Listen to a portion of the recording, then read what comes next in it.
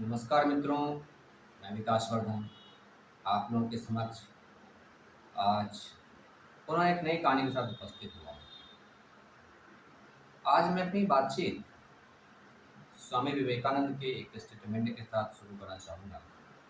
उन्होंने कहा है कि कितने लोग असफल हुए यह मायने नहीं रखता, अगर एक लोग भी सफल हुए हैं तो उनकी सफलता के पदचिन्ह मायने रखती है और एक वह व्यक्ति यह साबित करता है कि सफल हुआ जा सकता है, न कि 99 असफल लोग यह साबित करते हैं कि असफलता ही सत्य है, सफल नहीं हुआ जा सकता। अगर 100 में एक लोग भी सफल होते हैं तो वो ये प्रमाणित करते हैं कि सफलता संभव है।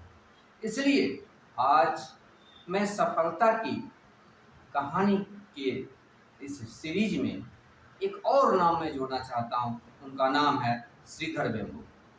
श्रीधर वेम्बु तमिलनाडु के मध्यम परिवार में जन्मे और उनके पिताजी एक सामान्य स्टेनोग्राफर थे।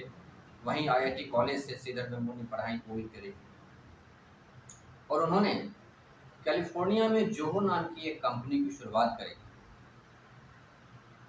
जिसमें कि वहाँ के सैकड़ों लोगों को उन्होंने रोजगार दिया।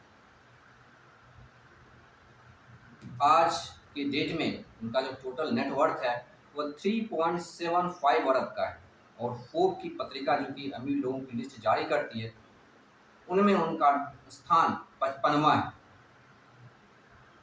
श्रीधर वेम्बु आईआईटी चेन्नई से उन्होंने पढ़ाई करी और जब उन्होंने वहाँ का कामकाज किया, यहाँ पे बिजनेस को एस्टेब्लिश किया, तो पुनः भारत लौटे। यहाँ के सोशलिज्म की समस्या को उन्होंने देखा और देखा कि यहाँ भी इंटरप्रेन्योरशिप बहुत आवश्यक है और यहाँ लोगों के पास रोजगार की बहुत कमी है। तो यहाँ आकर के उन्होंने पुनः एक नई कंपनी शुरुआत करी। वो सॉफ्टवेयर वेंचर एडवेंट नेट नाम से कंपनी शुरुआत की, जो कि $10 के खर्च में कस्टमर रिलेशनशिप मैनेजमेंट का 1 महीने का खर्चा निकालते हैं और आज उसके यूजर 18 मिलियन। इस प्रकार से उनकी सफलता को यह आंका जा सकता है कि तमिलनाडु में रहते हुए वो भारत सरकार को प्रतिवर्ष 700 करोड़ रुपए आयकर के रूप में चुकाते हैं। 700 करोड़, इतनी बड़ी राशि। अब आप इनकी सफलता का अंदाजा इस बात से लगा सकते हैं कि उन्होंने कितनी मेहनत करी है। उनसे जब पूछा गया उनके इस लंबे इंटरप्रेन्योरशिप के संघर्ष के बारे में, तो उन्होंने 2-3 बातें बड़ी स्पष्ट रूप से कही।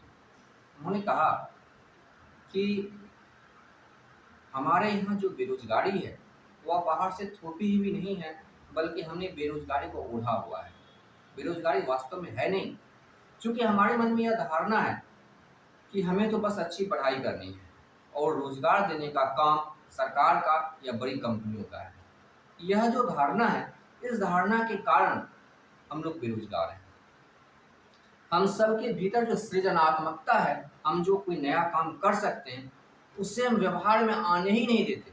हम उसे रोक कर रखते हैं और यह सोचते हैं कि कहीं सरकारी या कहीं निजी कंपनी में कहीं पे नौकरी लग जाए। नौकरी की यह जो परिभाषा है, यह जो हमारा माइंडसेट है, यह माइंडसेट हमारे देश में बेरोजगारी की समस्या को बनाए रखने में मददगार है। अगर लोग माइंडसेट चेंज करें कि नौकरी देना सिर्फ सरकार का या निजी कंपनियों का काम नहीं है, यह हमारा भी काम है। हम भी रोजगार के अवसर का सृजन कर सकते हैं और सफलता अगर एक ने पाई है तो उनके पद चिन्हों पर चलकर, उनके अनुभवों को फॉलो करके हम भी सफलता पा सकते हैं। कितने लोग असफल हुए यह मायने नहीं रखता, अगर एक व्यक्ति की सफल हुआ वह यह प्रमाणित करता है कि सफलता पाई जा सकती है, यह असंभव नहीं। आशा करता हूं मित्रों आपको कहानी पसंद आई होगी श्रीधर वेम्बु जी की। आप इनके बारे में इंटरनेट पर भी सर्च कर सकते हैं। इस प्रकार से अन्य सफल उद्यमियों की कहानी हम आपके साथ लाते रहेंगे। इसके लिए मुझे आपका सहयोग चाहिए होगा। कहानी के बारे में कुछ भी कमेंट करना हो तो आप कमेंट कर सकते हैं, नई जानकारी साझा कर सकते हैं, और भी कुछ जानकारी साझा करना चाहें तो कर सकते हैं। कहानी पसंद आए तो चैनल को सब्सक्राइब करें, वीडियो को लाइक करें। बहुत बहुत धन्यवाद।